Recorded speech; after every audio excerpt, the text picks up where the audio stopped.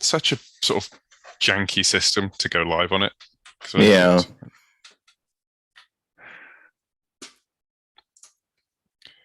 Let's turn down that quality. Right, the fun bit where you have to then after the fact do all the fun stuff, like where you put in the video stats and things. Oh, you have to do that? Or at least I do. I know, because I'm just, the way I think of it is it's just like, well, I'm here, so go away, Google.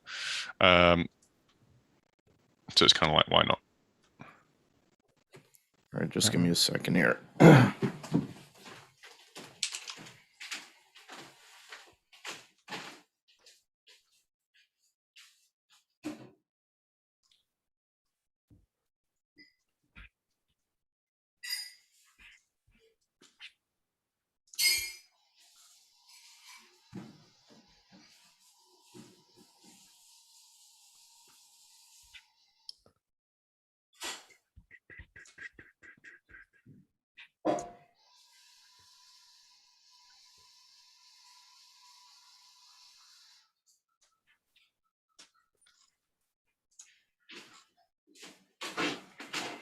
Oh no, not the fun.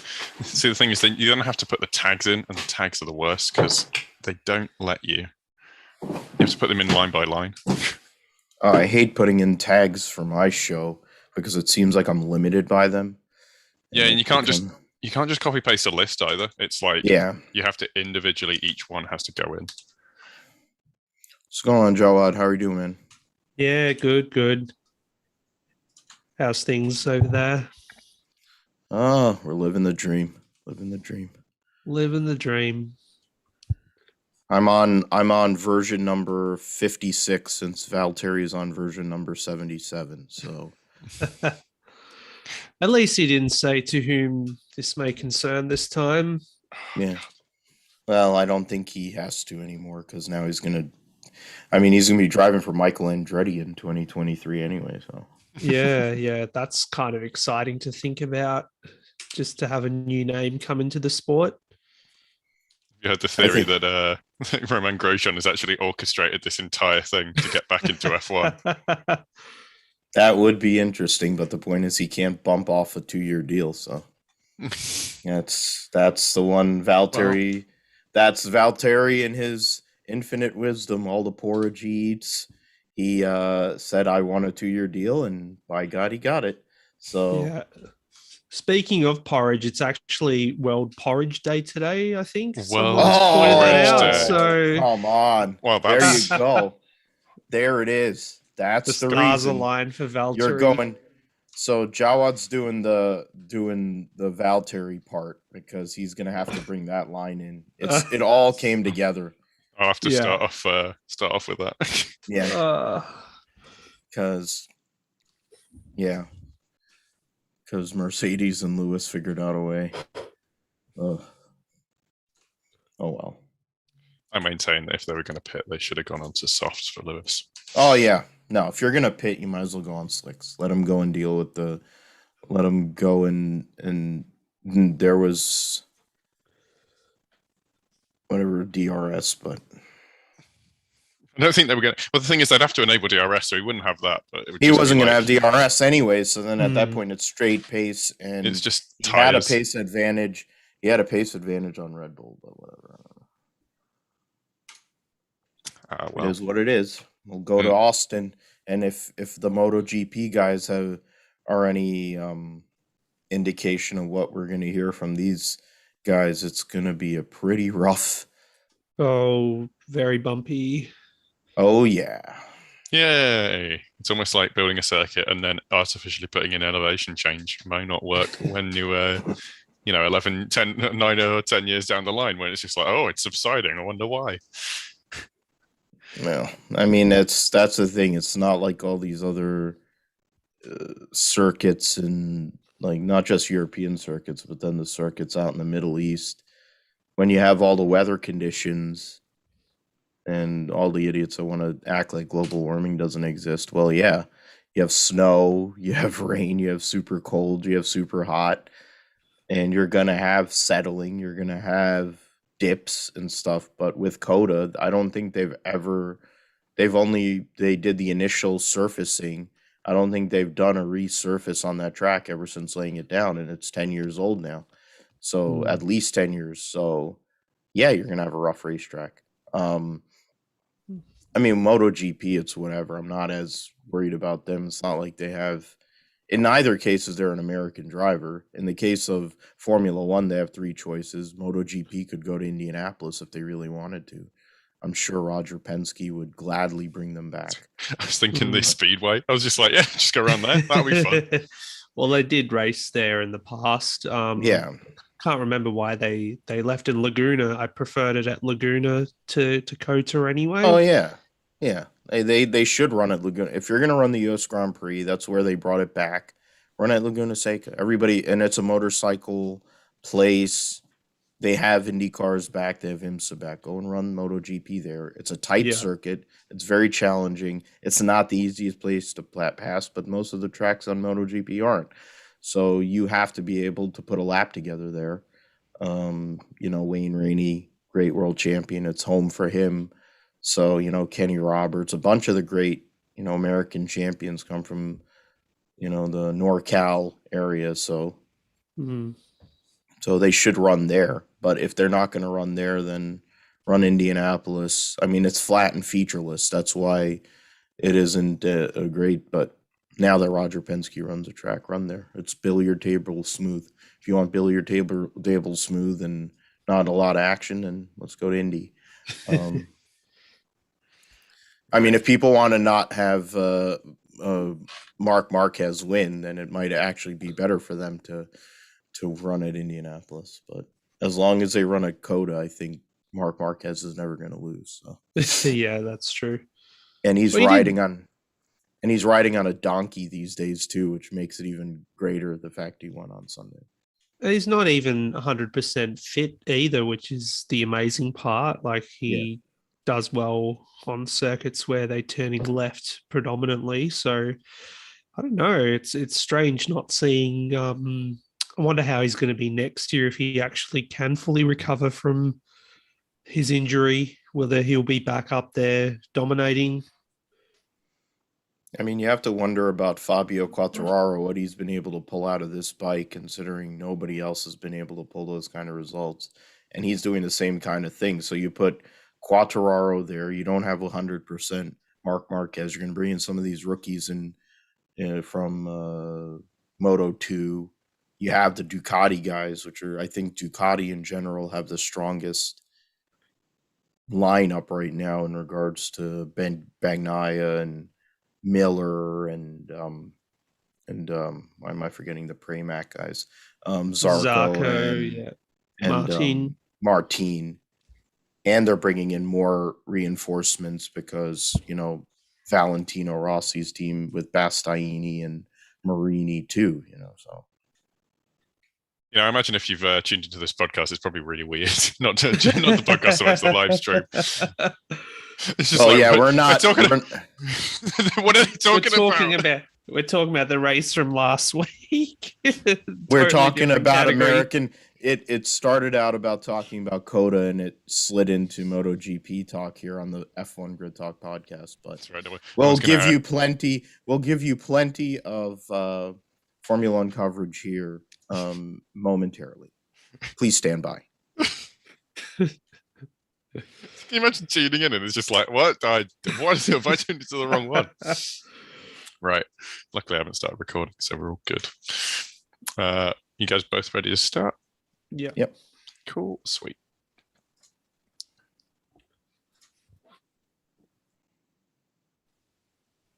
Thank you, Zoom. What a difference a year makes. Mercedes may have finished another Turkish Grand Prix on top and a decent enough 5th place for Lewis Hamilton, although those in Brackley won't be entirely happy to see 2 Red Bulls between the two. Welcome back to the Grid Talk podcast. Hosting today will be me, Owain Medford, and joining me are Philip Mathew from the Grip Strip podcast. Hello. And Jawad from the Hit the Apex podcast. Hello. Right, so today, obviously, we'll be giving our analysis and reaction to to the Turkish Grand Prix, but I think I'll start with you, Jawad. Just on Valtteri Bottas. I mean, it was a lights to flag victory for him there, and honestly, it almost seemed like we were watching a different driver to me. You almost didn't really, you kind of didn't see him. He didn't really feature, but that's kind of all they really needed to do, and there he is with 26 points at the end. One thing I will say is that it's World Porridge Day, so maybe that's got something to do with it.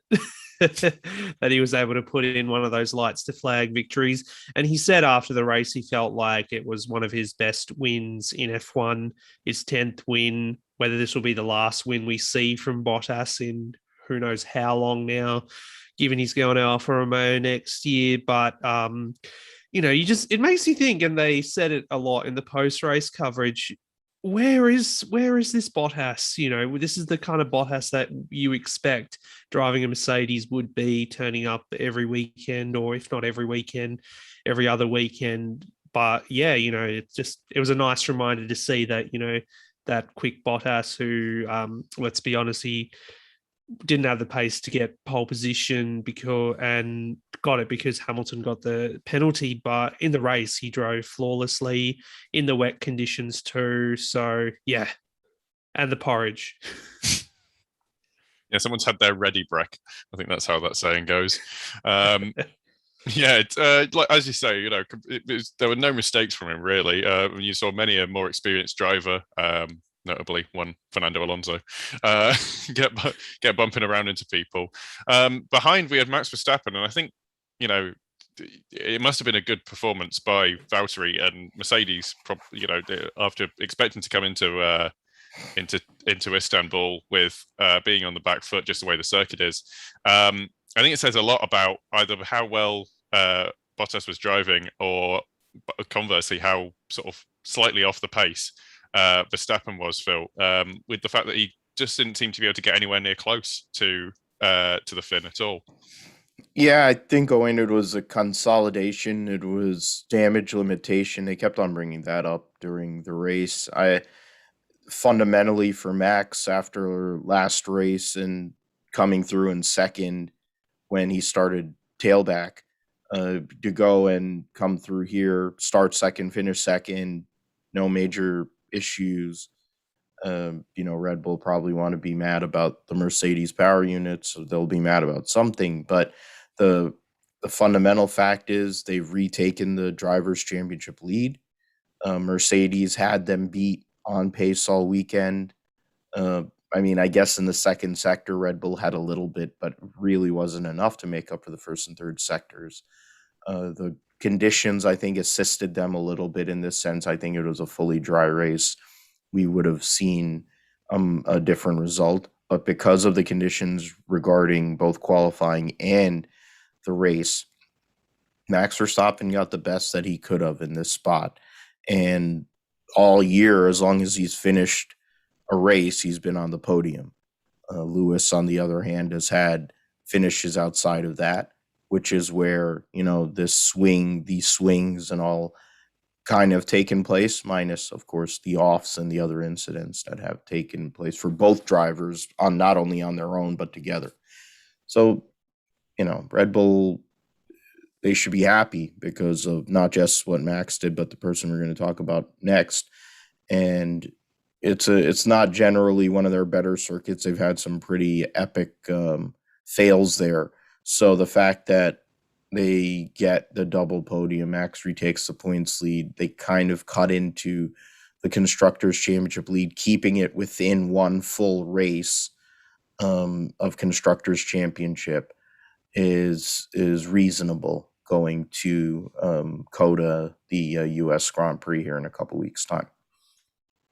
Yeah, as you say, you never know what's going to happen, and it's always useful to just stay within touching distance, just in case. Maybe them both Mercedes somehow go out, and having Sergio Perez in third place is a great place to that is, it's a great way to start with that, start the fight back on the constructors, because Mercedes have been sort of moving away. Starting from sixth, Jawad, it's actually a very, very good performance, I would say, from Sergio Perez. A little trouble with Hamilton mid race, but apart from that, it's worked out fairly well for them. And obviously, they've taken the two bottom steps on the podium, which is always good to see for them. Yeah, well, like Phil said as well, great for their Constructors' Championship as well. First podium for Checo since the French Grand Prix, if I'm correct in saying. So it was long overdue. And, for many races, we've been talking about how if Red Bull want to win this championship, constructors and drivers, then they're going to have to get their second driver up there. And he put in a good job today, had that little thing with Hamilton in the middle of the race, but full credit to the way he defended as well to, keep that little battle going for a couple of corners, and then going into turn one on the next lap, having the upper hand. So he did a good job. There was a moment there when they did pit him that I said in the live chat group that have they made a mistake here, because Hamilton's obviously ahead now. But then I guess with what happened to Hamilton later on, it all kind of made sense. And to see both Red Bull cars on the podium, great result for them to keep that constructors fight nice and tight as well. Yeah, excellent. It was sort of he's done exactly what he needs to do, as you say. Next, we have someone that I don't think I saw a single frame of on the coverage. But to be honest, bearing in mind where the championship rivals of this particular driver ended up, I don't think that's entirely an issue. Charles Leclerc, Phil, anonymous race, but one of those ones where that's fine. That's perfectly fine for that to happen. He was up fairly high at one point, but he's finished the same place he finished last year, but not the same sorts of issues he had last year. Yeah, anonymous races seem to happen outside of the podium runners in general. Sometimes it's in sixth place, sometimes fifth place, but in this case, it was Charles Leclerc.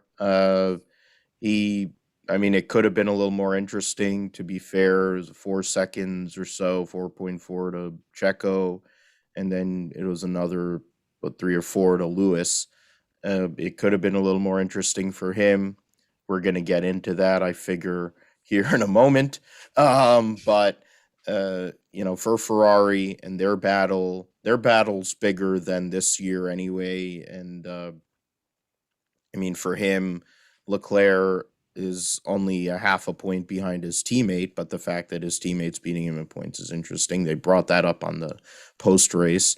Ferrari is now only, 7.5 points behind McLaren after a nightmarish weekend for McLaren in the constructors. So all in all, as great AJ Foyt would say, great job taking best of the rest for Charles. And, we'll see what Coda has in store. Ferrari has usually done pretty well at Coda. Of course, Kimi Räikkönen got what will be his last Formula One victory there. Sebastian Vettel back in the day would run well there. So, the Ferrari, I think, would be well suited to the Coda circuit. But then, maybe it goes the way of it could go the same way as Paul Ricard, where they were completely out to lunch. Who knows? We'll see what happens. It's been an interesting Formula One season in so many ways. So we really don't know what we're going to expect here at Austin, but I figure Ferrari will be up there though, and Charles Leclerc will be somebody to look at in regards to a top 5 result. Definitely. Speaking of a top 5 result, it looked like that Lewis Hamilton wouldn't be resigned to just that. Now, obviously, there's been a bit of not conjecture, but a bit of discussion online, and I'm sure it's going to continue for quite a while. Jawad, Mercedes' decision to pit for Inters, do you think that was the right decision? Do you think it was maybe it would have been better to keep him out on the tyres that you knew and were sort of more slick, even though they had sort of less gauge and were probably more likely to overheat? Or, I was thinking about maybe an outside chance of a soft stop, because it did look like it was drying up considerably for Hamilton, and he was looking at a third place. Yeah, look, I think at that point in the race, they were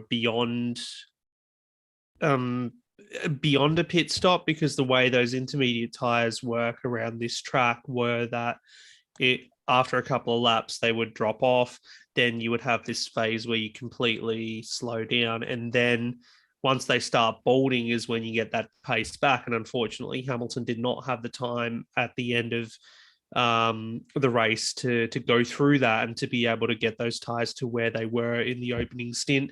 Same thing happened to Charles Leclerc as well, with the way he fell away in the second stint and then got passed on track by Sergio Perez there too. So, look, it was interesting listening to Pirelli's Mario Azzola as well after the race, saying that he didn't think that Hamilton would have made it to the end of the race on the same set of tires that he started the race on, even though Ocon managed to do that there for Alpine, but his pace was pretty terrible at the end. So, look, they're just going to have to lick their wounds with the top five finish. I think, if they were to pit, they should have done it earlier, mirror the guys around them. But, it was one of those 50-50 decisions where, last time out in Russia, they looked like heroes and champions or whatever because they pulled him in at the right time, even though he was saying, no, I don't want to come in or whatever.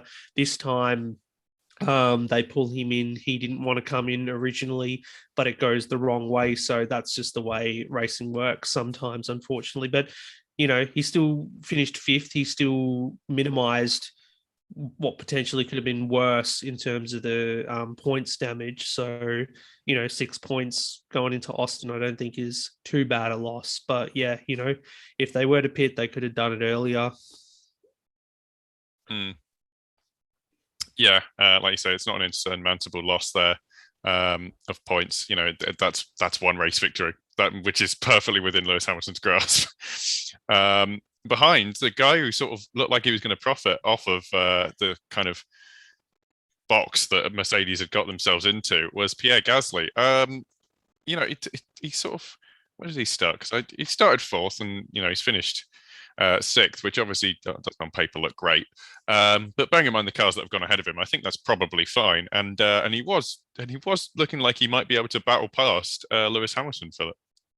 Yeah, he was right there, and during the whole interplay between Lewis, Bono, James, everybody, the whole entire Mercedes effort, it seemed like, with that strat call, Pierre Gasly just quietly was right there and ready to pounce.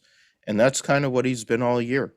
And it's something that Pierre Gasly's kind of having a career year, even though he's won last year, even though he's had multiple podium. The reality is he's one of the better drivers in this sport. He is, I think, in a place where he's going to continue to have opportunity, whether it's at AlphaTauri or elsewhere.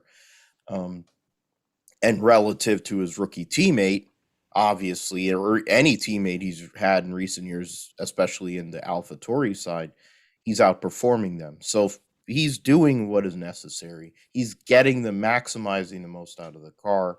And I'm curious to see what 2022 will bring from that organization and what they're going to give him. Because with the rules changes, it's an opportunity to really make a change and really kind of flip the script a bit. And I would think that if that was the case and AlphaTauri were to respond in a positive way, then it could mean Pierre Gasly up there more often. But the fact is, his qualifying pace has been great all year, or most of the year. He's been able to contend, getting those solid finishes relative to what the team is. He's basically carrying the team on his back. He's ninth in points, and he has 74 of the 92 points in regards to the constructors. They're only 12 points behind Alpine, which is pretty good, considering Alpine has two drivers that are generally performing most weeks. So that's a solid performance, but not something it's something that we would expect from Pierre on a regular basis. Yeah, exactly. After that, we've got Lando Norris. Based on the pace of the McLaren, it doesn't seem to work, or it didn't seem to work so well for whatever reason at Istanbul. It's he's finished where he's qualified. Do you think that's maybe almost a sort of that's a positive that they can take, Jawad, from the weekend, or would you expect maybe they were wanting to go forward? Yeah, I reckon they could have. That was that was it. That could be taken as a positive.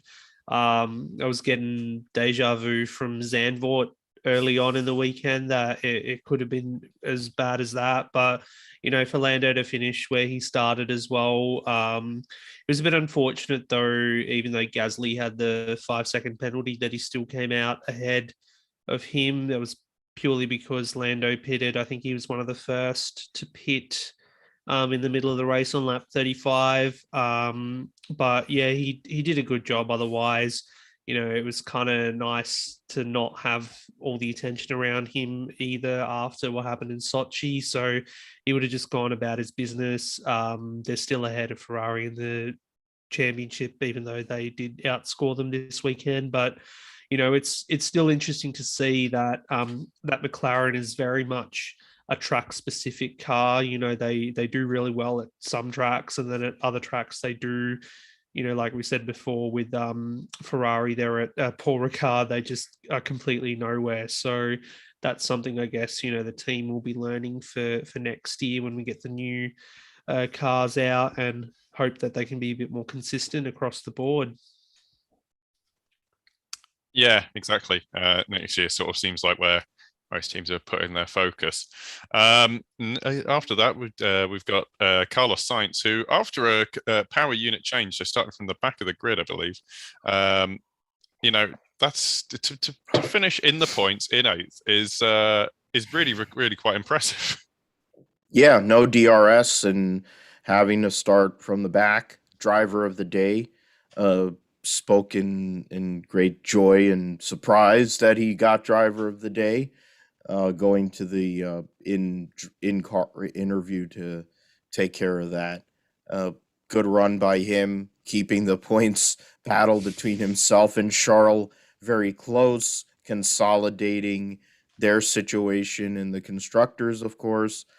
Getting a couple points, sneaking a couple points today, or 4, was a positive haul, with McLaren only having the one driver in there.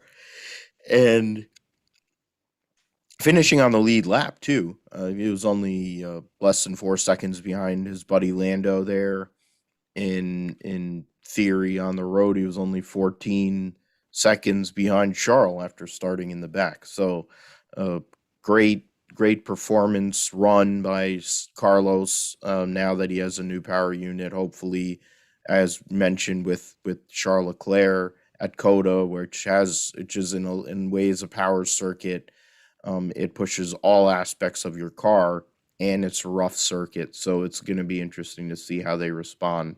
But I think similarly to McLaren, they're a car and a team that performs at certain circuits, so maybe it flips the other way at Coda, or I think that next batch of races, the America's deal with Coda, with Mexico, and with Brazil, will be an interesting 3-race block to see how everything turns out before they go out to the Middle East to finish the year, because those are going to be the last, I think, 3 somewhat character circuits that they run, because the Middle East tracks really don't have a lot.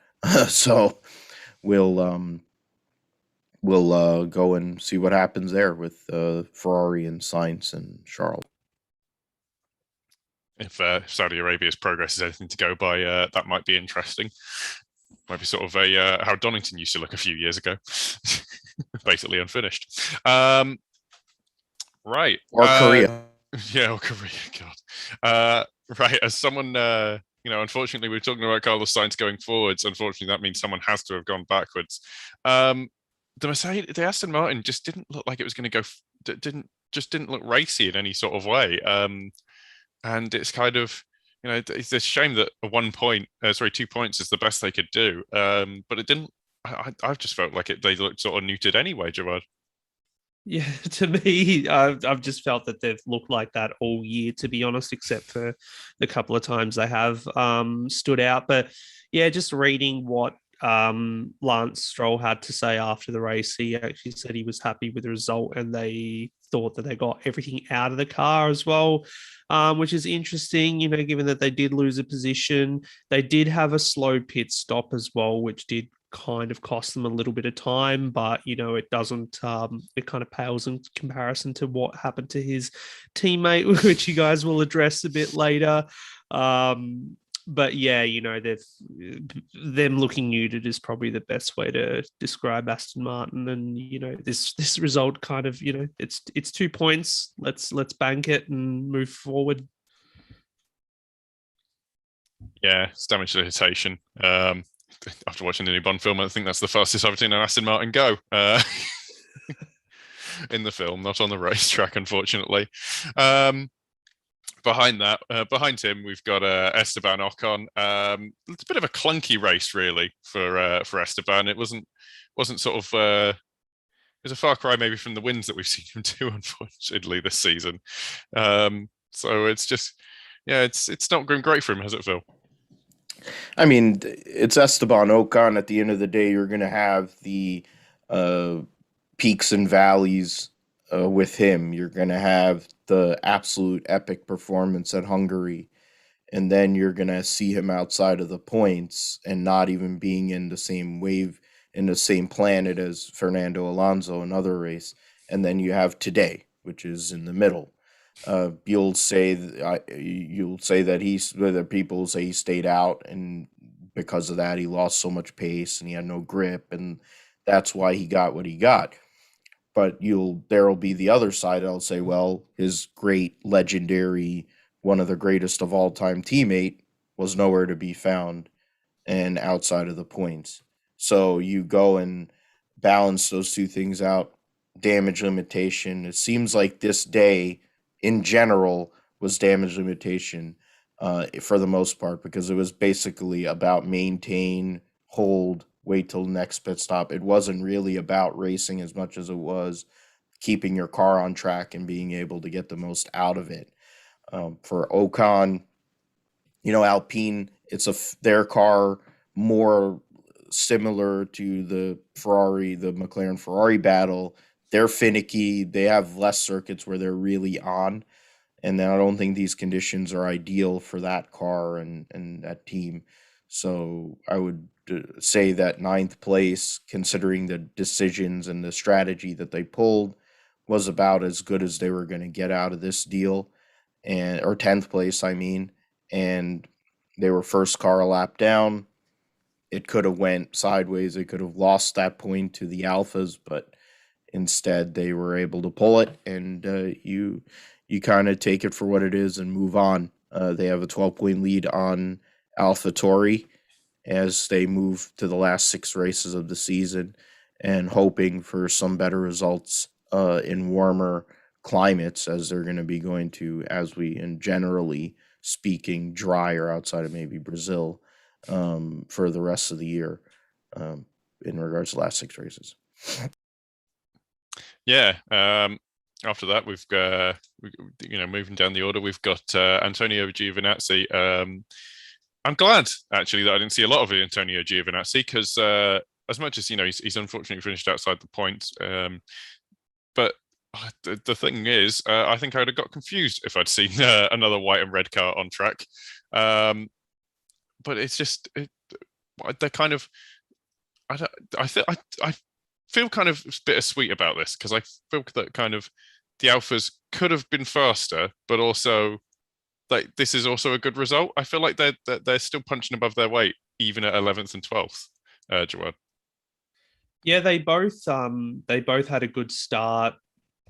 Giovanazzi up 4 places and whatnot, and then just I guess quicker cars have to come past and take away those points from them. And Ocon as well with his tire situation at the end, it was touch and go, and could have jagged a point, old Gio, but unfortunately not on this occasion. But still, given that they made up that ground at the start, they looked semi-competitive as well. It is a good result to take away, even though there is no points. And it's like that it's coming, that we're going to find out that he's not going to be on the grid next year. He said as well that he's got no plans outside of F1 at the moment, which, I mean, if I were him, I'd be trying to line something up to do next year.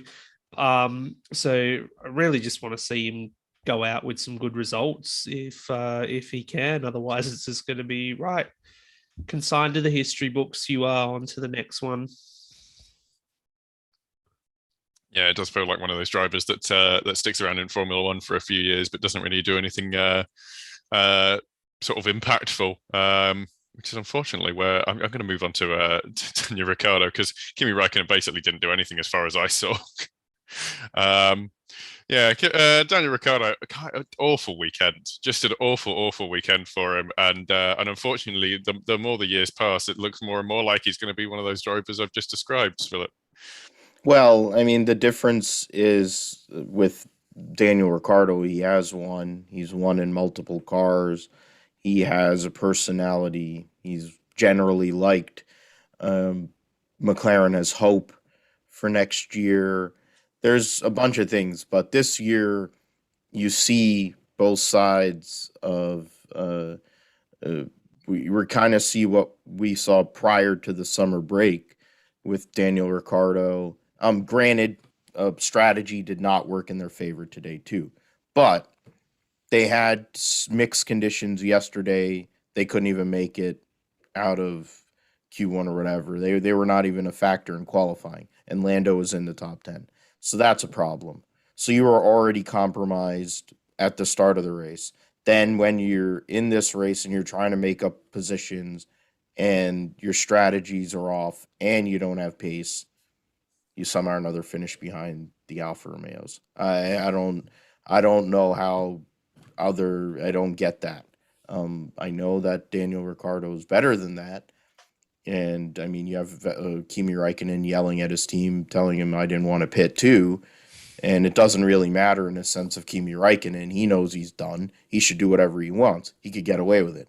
In the case of Daniel Ricciardo, I don't know. I mean, he'll go to one of his favorite places, Coda, and get to, I don't know when, I probably is going to drive the Blue Goose at Abu Dhabi or whatever as the prize for winning the Italian Grand Prix from Zach Brown, but he's going to have a fun time there. I think it'll be a nice reset between now and in 2 weeks' time. He needs to. They need him to finish out these last 6 races strong, because Ferrari as a unit might be the best teammate combination in Formula One right now. So McLaren definitely needs Daniel Ricciardo, and McLaren also has to shore up their side on the tech side and in the engineering side to provide good strategies so that they can get the most out of Daniel Ricciardo too.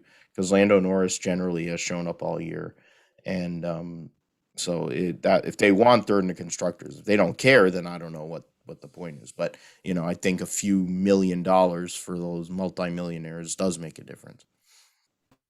Yeah, definitely. It would look terrible, basically, if they gave up now. Right. Also looking terrible is Zuki Sonoda, which was a shame, because I thought he was actually going to do quite well, bearing in mind he was holding up Lewis Hamilton for a not insignificant amount of time. But unfortunately, he's just. I thought, well, maybe he'll still stick up there, because holding behind a 7-time world champion and actually putting a place on him is. That's quite impressive. But unfortunately, it sort of seemed same old Yuki, Jawad, after. As everything else played out, and he's ended up 14th. Yeah, that spin on lap 37 there was very much like old Yuki. Up until then, it was safe to say that he was having probably one of his better weekends. He's very much a feast and famine kind of driver that we've seen this year. You know, we were thinking, oh, he would get his first point since Hungary. He qualified in the top 10 and everything, and yeah, holding up Lewis very well in such difficult conditions, mind you, as well. It's not easy holding up Lewis in the dry, let alone in the wet. So he did a pretty good job. But then, yeah, just running into spin, finishing down in 14th again, just another non-point scoring result going his way. And it would have been nice, given all the tributes this weekend to Honda and to Japan as well, that the Japanese driver could have scored some points there for AlphaTauri to make it 4 point scoring finishes across the Red Bull drivers, but unfortunately it wasn't the case. And that's just unfortunately how Sonoda is, just in there too early, I think. Would have been better if he spent another year in F2 or whatever, but he's there. We just got to hope that he improves on the fly. Yeah, I hope he will. I think Yuki Tsunoda is sort of the sort of person, he got a bit caught out by the first race, and he sort of never really got over that. But maybe next year will suit him. That's only the hope. Talking about suiting things, very odd for George Russell and Nicholas Latifi, but we'll focus on George Russell just for now. The Williams seems to be better in the wet than it is in the dry, but maybe we found its Achilles heel where, if it's sort of between the two, it just doesn't work in any way. And George Russell, who usually is so good, that he couldn't put it together yesterday, and he's still to put it together today, unfortunately, Philip. Well, I think after such a great run of races for George and for Williams, and even for Latifi, for that matter, that had to come back to earth. And unfortunately, this weekend was that. Latifi really wasn't there most of the weekend. George struggled. And there's an irony in the fact that Valtteri put a whole weekend together and qualified on pole, with air quotes, and led lights to flag and got the fastest lap. And George Russell was a nondescript 15th. But the reality of the world is, for Williams made their year, over the last, month and change. They made their year with everything that happened from Hungary on here. So whatever they do from now on is, I think it's just whatever. Alfa Romeo is not going to score any more points, I don't think, without some miracle happening. So they are definitely in 8th. It's unfortunate. I know George wants to leave on a high note at Williams, and I know Latifi wants to perform and kind of give Alex Albon something to think about, considering Alex Albon's coming into a new team, a new situation. It's totally different from Red Bull, the whole kind of setup. But, it's a throwaway weekend for Williams. Reset, go to Coda, see how it is. It could be difficult there too, but I would venture to think that George will kind of reset and go back to what he's been able to do, get back into Q2, easy, possibly sneak into a Q3. They'll probably flirt with a point there at Coda, depending on the conditions. Yeah, exactly. Sort of all sights ahead at this point.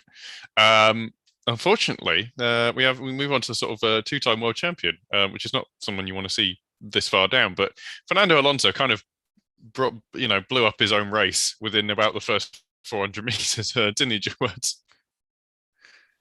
Yep, coming together with Gasly, which, Gasly got the penalty for it. But then on the next lap, it was a bit of karma back to Fernando when he tipped into Mick Schumacher, and he ended up taking a 5-second penalty. But you got to say that with the penalty, and then also being dropped back to that part of the field from Gasly. I think Alonso came off much worse than Pierre did, and then from there wasn't really much scope for him to recover his race. And that was pretty much it. It was beforehand coming into the race. I was certainly looking forward to seeing Alonso in these conditions. I mean, Ted Kravitz, I think, before the on the grid said something crazy like, maybe Alonso will win this race. I'm like, yeah, right, he will. But I didn't expect it to be this bad for the two-time world champion, who otherwise has been really good this season. So I think, we can allow this one to slip under the radar for him.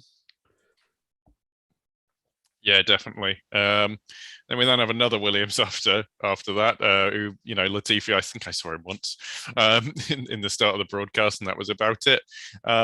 Philip, it's sort of, I think he's struggling with the same issues that George will have been. So maybe Williams just didn't get there on the setup. But it looked like he was coming back, but it does coming back more recently. But it's almost as if that honeymoon period is over again.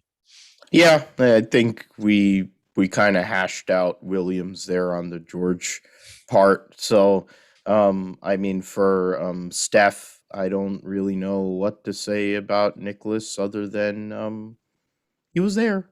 He's Canadian. He's another Canadian whose dad has a lot of money. But we'll go on to Coda for Nicholas Latifi and Doritos and the whole bit there, and hopefully they'll have more pace, and it isn't in mixed intermediate going to dry with no temp conditions at Coda, though it is much colder these days. It is fall.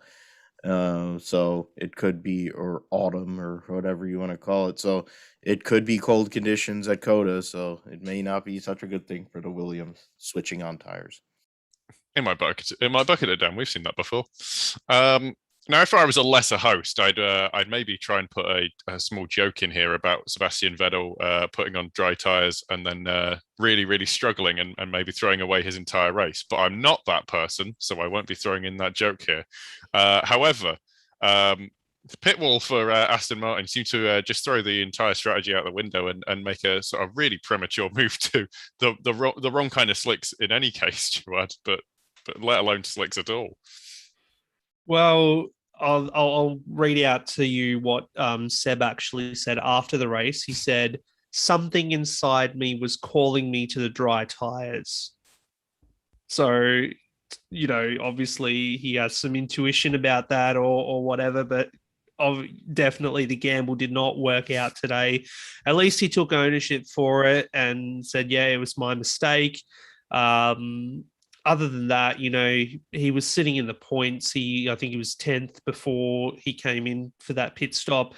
A little bit of action there with Carlos Sainz as well earlier in the race, where there was a little bit of contact there when the Ferrari came through. But again, just unfulfilling, muted performance from Aston Martin, like just before the dodgy pit stop or switching over to the slick tires was concerned. And then, his race wasn't really going to improve from that afterwards. Yeah, credit to for owning up about that, but putting on slicks was it smokes very much of the kind of moves I tried to make in Formula One, where I'm like, yeah, dries are fine, and then they're really not. No. After that, we've got Mick Schumacher, who it's always good to see him in front of his teammate, because that's the only person he's really racing. Phil? Yeah, I mean, he had a great qualifying yesterday, getting in a Q2. He was in good spirits, and then that went away quite quickly today, getting run over and all. But the fact of the matter is, he beat Egghead. So that's really what counts. Egghead spun out a bunch, showing once again his immense talent. And so it in the end, Mick basically kept it clean and brought it back in one piece. He didn't have to get into any argy-bargy with his teammate. His teammate ignored blue flags, per usual. He bobs for apples, as I name my team on the Sportlight Premier League. side, which is dead last, just like Egghead. So it kind of all fits together there. I mean, for Haas, I don't know what their plan is for next year. I hope it's to actually show up and put a car that can actually be within a couple seconds of the next car. Give Mick Schumacher something to work with. He has the potential. He has the talent. They do have good people there. But, you know, you need to give them something better to work with than what they're giving them this year. And there's 6 races to go, grinding this out into oblivion, which is basically what Haas is right now. They're in oblivion. Maybe to bring one of their NASCARs over, that might be faster. Well, I always say that Mick should drive one of his dad's old cars. I usually ask for the Jordan 191. I think this week it'll be Michael Schumacher's 1993 Benetton Ford. That would have been great in these conditions with automatic transmission, with traction control. Wait, was that the one that had traction control, or did it like have traction control? No, that's 94.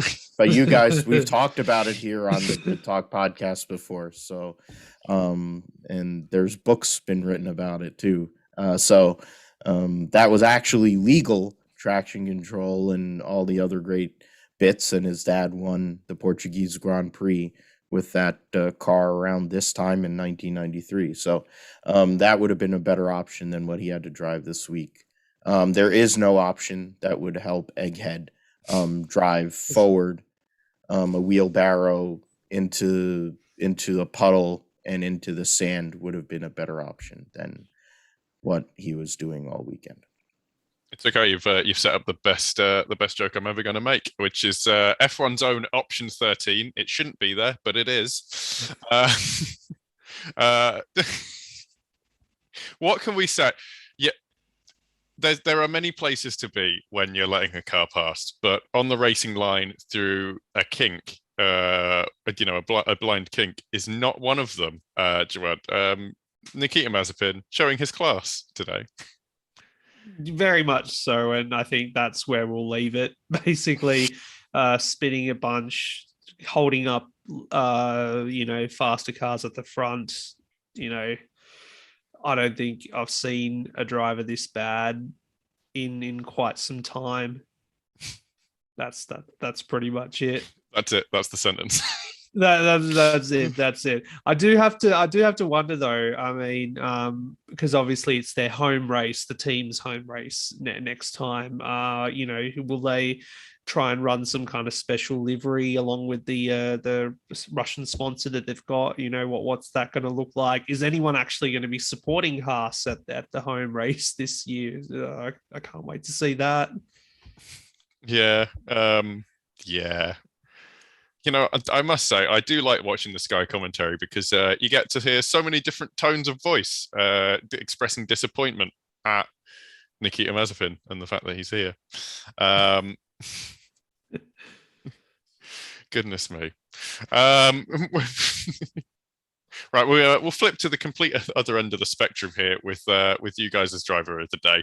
I think I have a feeling of who's going to probably get it, but we'll start with you, Jawad. So you've got something good to talk about at least. Yeah. Look, I was really impressed with Perez today. I think, good on Sainz for being the official driver of the day. But yeah, I think Perez did a great job considering he had that little battle with Hamilton in the race. He finished on the podium as well. And yeah, it's just a taste of what, we want to see more of from Checo heading into this last part of the season, because that Constructors' Championship is on the line. And if they can get the job done, then, Sergio can tick his box, that says that, I did my job for this season, and Red Bull can finally say that, yes, we finally had a second driver that could do the job that we wanted all year. So, yeah, I think Perez put in a great performance today. So my vote goes to him. Okay. And Phil, who's your driver of the day? Let's see. I'll go with Porridge. I'll do it. I might as well. I usually slag him. hear and people say I'm not positive about anybody on this podcast, or certain people have referenced that. So for Valtteri Bottas, he had a great weekend all weekend.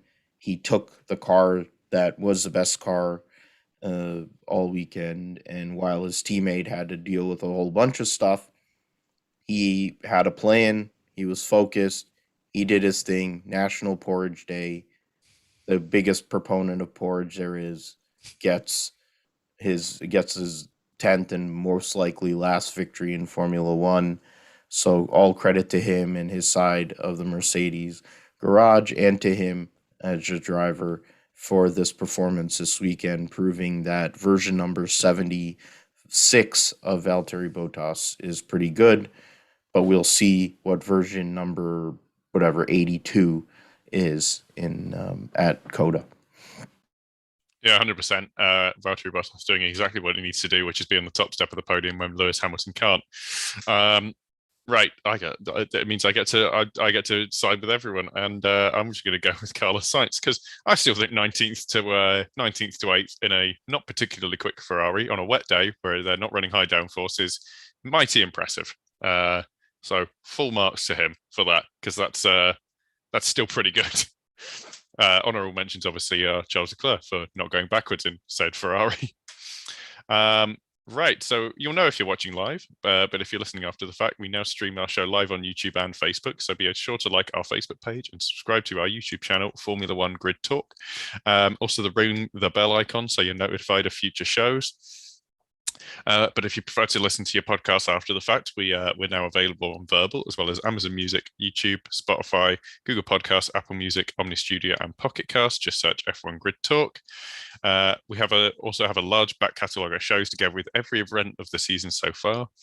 So if you'd like to go back and watch those and then listen to our reaction of them, you can do that.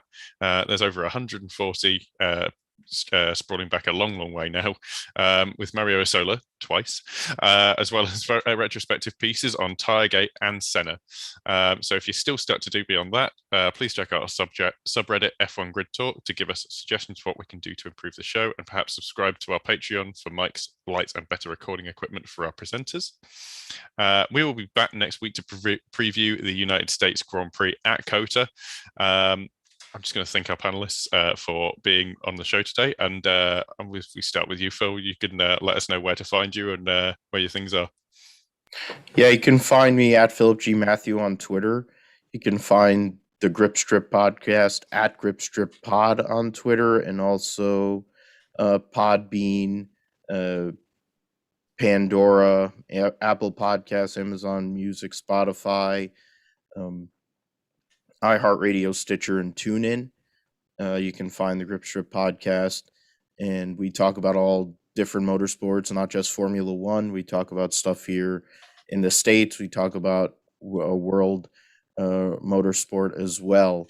Myself and Josh cover all motorsports. We also talk about American football, which is going on right now as we speak in Tottenham Stadium with the Jets and Atlanta Falcons. So tune in, give us a like, subscribe, and thanks to everybody here. Thanks, Owain, for hosting. Yeah, we'll see you next time. And Jawad, where can we find you? Yep, so you can find my Hit the Apex podcast on Twitter at Hit the Apex Media.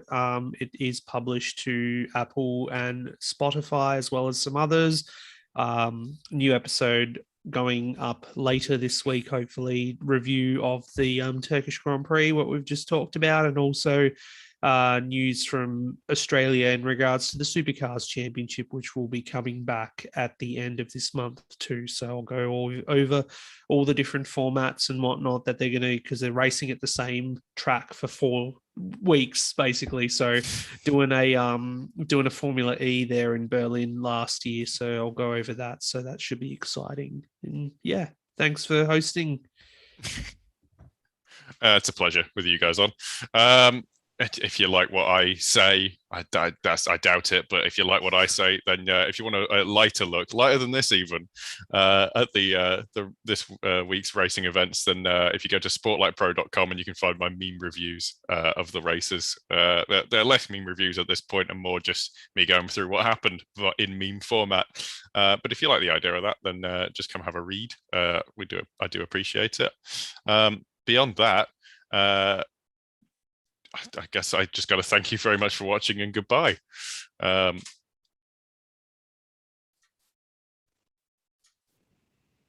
there we go. Right.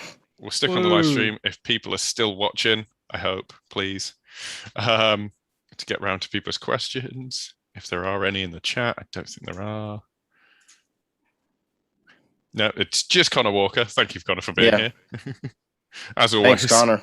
I send more than I do. Just when you thought Ricciardo had turned it around, nope. Sprinkle the track with water, and unfortunately, that McLaren is still weird to drive. Yeah. I don't think there's going to be anything, so I might just call it here. To be fair, okay. Unless you guys want to talk about anything, I don't know. Up to you, fellas. I don't mind. I mean, we could get back to MotoGP talk randomly, but I don't think that's what people want. So. You never know. We might find a couple of people on who comment after the fact and are like, "Oh, I didn't mind a bit of MotoGP chat." But... Yeah, I'm all about going and promoting Cameron Beaubier on the Formula One Grid Talk podcast. Since we don't have an American driver, well, we have Logan Sargent, but he doesn't have any money. So. Well, I was reading about in regards to Andretti, possibly what's his name, Kirkwood could be someone that they look at coming into F1 in a couple of years. Well, I think the plan is Colton Herta at least for a couple of years to see, and worst case scenario, they just bring him right back to IndyCar. And Kirkwood is he's ran up whatever the road to Indy ladder and won every title. He's the only person that's ever done that. And at the moment, it's unsure or unclear whether he's going to have an IndyCar ride. It seems like he's going to have a ride with the team, with Dale Coyne, which is the same team that Grosjean was with, or at least half of the team that Grosjean was with. Bourdais drove there, etc. So, but I think Sato is also going to be going over there. So I don't know who's going to be in what car. Yeah.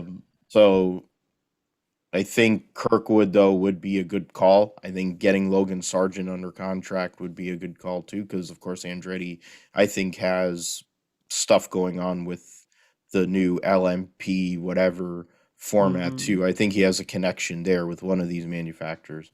So there's options there. And at least having a proper American owner in the sport that actually understands racing will be good. And it could give lifelines to American drivers to actually possibly make it in F1, unlike what Gene Haas has been doing for however many years, because he didn't have a clue. He runs his Formula One team the way he ran his NASCAR team prior to Tony Stewart getting it on for pennies on the dollar because he went to jail for tax evasion. So, I mean, he's no more corrupt than a lot of the other guys that have been in Formula One, but he runs his Formula One team the way he ran his NASCAR team prior to 2009. So it's why they suck. Even with good drivers or good people, they still suck. You need to have the money, but you need to put everything together. And that's the difference. They need to have somebody like that come through. And that's where Michael Andretti, after what he went through in Formula One, for whatever you want to think of him, he's a really big mogul now. Oh yeah, and he understands the business side of it. He's with Zach Brown, they're in business together, so I'm sure he's probably ran some things by him, trying to figure out how to do it. And Sauber needs an infusion of cash and new blood to keep them really going, because if they don't do that, they'd be in the same spot as they're already in the same spot as Williams, but I'm curious to see what will come from that whole deal. I think Andretti Autosport coming to Formula One is actually a good thing for the viability in a lot of ways. But Now, we'll see what I wonder if that will lure Roger to have a look as well. I doubt it. He's too busy now now that he has a speedway. He's running the IndyCar series. He's got all these teams and all the other businesses he has. I think Formula One and he's got the Porsche. The other thing that would stop him, that is definite, that will be the excuse, is he's running the Porsche prototype program now for both in WEC and in IMSA. So that'll be unless Porsche is like, oh yeah, we like the new power unit formula that's coming in 2026. That's 4+ years down the line. That might be a thing. But I also think that Roger's in his 80s. It would be something that his kids, if they decide that the money is there and everything there, I think that might be the thing that the kids do to go and say, okay, well, we want to bring the Penske name back to Formula One like it was way back when, in a different time and era when it was actually somewhat cost effective to run in Formula One. Instead of having to be if you're trying to be a brand new constructor, it's insane. There's no point. You'd have to buy an existing team, and who's going to be available?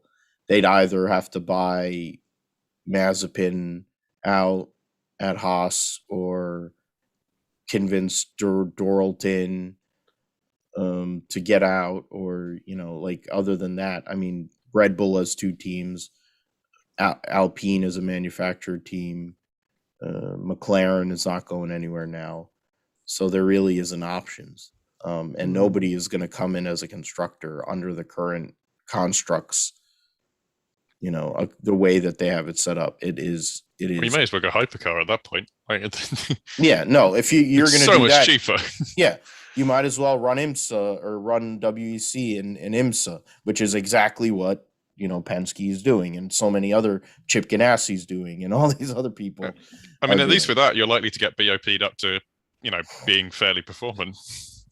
Yeah, and you can run everywhere. You can run every major endurance race. So it's going back to like the days of the 90s or whatever, when it was funny how the FIA insisted on making the engine formula for WEC the same as Formula One, so basically they can lure all the manufacturers over to Formula One. Well, now it's the opposite. Now the WEC and to a lesser extent IMSA has all the manufacturers, and I think a lot of them are leaving the GT category and moving towards the prototype formulas, and it's a good thing. I'm curious to see the Peugeot. I'm very interested in seeing the Peugeot and what that'll look like on track, because there's a rumor that they may badge it because they're called Star Anise or whatever. I don't know what the stupid name is for their whole conglomerate between Stellantis, Stellantis, Star Anise, whatever. Stellantis, that sounds like a science fiction TV show. Yeah. Set 2 galaxies away. Yeah. It's almost like a Bond villain organization or whatever. Oh God, yeah. Stellantis. Yeah, they're saying that they may badge that prototype of Dodge in the U.S., which would be interesting. I'm a Dodge guy, so that. But there's a lot of intrigue there, and considering the WEC's basically died off in a lot of ways in terms of the overall interest outside of the Le Mans 24 hours, I think this new formula and the convergence is going to be a huge thing here in the next couple 2-3 years, to not only make Le Mans a very a great race, make it a great race as it always or has been for many years, but bring it back to that. It's going to make Daytona, the Rolex 24 has not had all the best drivers and all the manufacturers in so long. The Rolex 24 and the 12 Hours of Sebring are going to be insane, and Petit Le Mans too will be a great race. So that'll be something. Well, aren't they as well? Because this is what I was excited to hear. they're scrapping what you call a GTLM or GTE, and it's going to be GT3 across the board because GT3's got more variety in it all over the world. And I love the Intercontinental GT Challenge. So it would be great to see the same cars racing everywhere. Is cheaper as well. Oh yeah, they're much cheaper to run. So yeah, they've gotten Corvette is gonna they're gonna use their current C8R and they're gonna bring it back down to GT3 spec before they build a new one for I think 23. Porsche doesn't matter. We don't know what WeatherTech the Cooper McNeil and his dad will do, but they have all kinds of choices. They've run Porsches, they've run Ferrari, whatever. But the GTE formula in the US is done starting next year. There's going to be a GT, GT Daytona, they call it, which is a GT3 formula. They'll have a pro and an AM class. And it seems like there is a lot of people that are interested in the pro class. And I mean, of course, the AM class has been what is currently GT Daytona has been well subscribed. So they have a good thing. I mean, even LMP2, the LMP2 formula that works in Europe has actually started building up even here. So there is hope on those smaller pro-am categories and in general with field sizes. I think the Netherlands team is looking at running a full season next year in the US and in the WEC. So that'll be a nice addition. But I mean, I think all systems I think IMSA and WEC are moving ahead in their way. And I think, what is it called with the Liberty? I think they have their path. They're trying to get inroads in some of these other places. I think hopefully having Portugal, keep Portugal around, maybe keep a couple of those, keep Turkey around, maybe move Turkey to a place in the calendar where it won't be as brutally cold. I think some of those circuits, I mean, we know we're going to Qatar. I mean, it's surprising to me it took this long for them to go to Qatar, considering they've been around and they've had the opening race of the MotoGP calendar for I don't know how many years, considering they've been going out to freaking Bahrain and Abu Dhabi, and now they're going to Saudi. So you're going to have that, unfortunately, and Aramco's there. So they're sponsoring the U.S. Grand Prix. I mean, that's just great. God, I'm sure ExxonMobil's really happy about that. Yeah, that's just, I mean, of all the great things, of all the things you can sponsor, damn, like make one of those make that race a Heineken race, or make that race a DHL. Make it a DHL. I don't know. Like, I mean, that's a German sponsor, but still, like, I could take so on the nose as well. It's like, yeah, we're gonna have a Saudi oil company sponsor the U.S. Grand Prix in Austin, Texas. Jesus Christ! God, have Tesla sponsor it. Jesus, it'd be better. That would be hilarious too. Seeing Elon Musk and his ego. That's one of the only places his enormous ego could actually fit is in a Formula One. Yeah, if he moved, it's being in Texas, but being there at a Formula One race, because the amount of egos that are in there. But yeah, I mean, we'll see.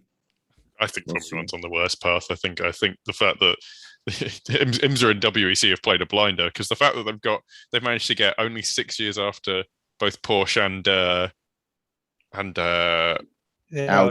Audi, yes, pulled out of WEC because of the cost. They've got them back in again, even and that's after Volkswagen have had to pay all their fines for the diesel cheat test thing, and it's Dieselgate.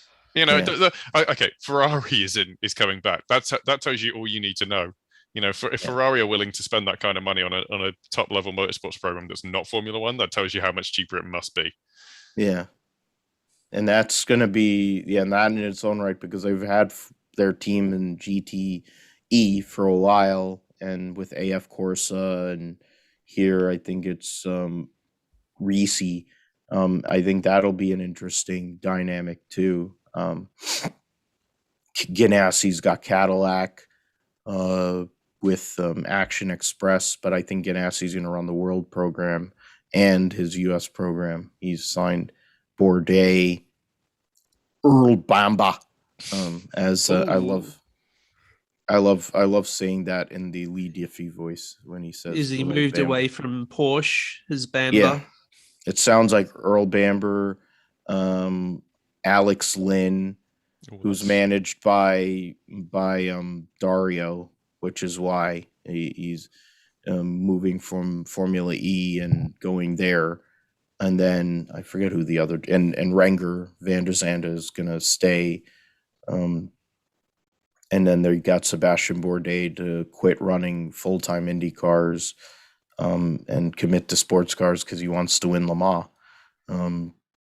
So that's what it sounds like the team is going to be. That's what they're reporting here on Racer, but we'll see. I mean, if David Malsher, who writes for motorsport.com, says it, then it's definitely happening. But also the guy that reports for racer.com is basically really close with Sebastian Bourdais. So I think if Bourdais told him that, then it's probably happening too. So Cadillac definitely is taking an emphasis on trying to make a win Le Mans too. So, I mean, it makes sense. Lexus is there.